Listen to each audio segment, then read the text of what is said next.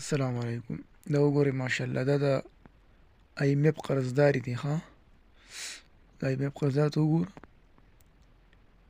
په ډمانو باندې 20 روپۍ شیندي. هغه زموږ د غریبانو هغه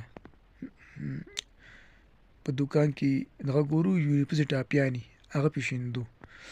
د ظالم زوی ته وګوره ګونج یې د روپۍ کړه ګونج پوره ګونج یې ډک کړی او سمې پې وخرلې. دغه روپۍ راواله ظالمه چې د IMF والا ورکړه، امریکې والا ورکړه، سعودي عرب والا ورکړه، دا قرضه پې ختمه کړه. خوار شوي دا وګورئ لونډان تباه او برباد دي، غرق او پرک دي. دا پاکستانی قوم دی. پاکستانی قوم به کله هم ترقي ونه کړي. دا به ټول مخ ښکته روان چې ته پورته لاندړ دغه روپۍ ګوره او شینده یې پې څه نور څه کار شته ظالمانو. دغه شان تباه کړي به ګرځئ، کامیاب به نه شئ چېرته. خدای په سیټو ووهه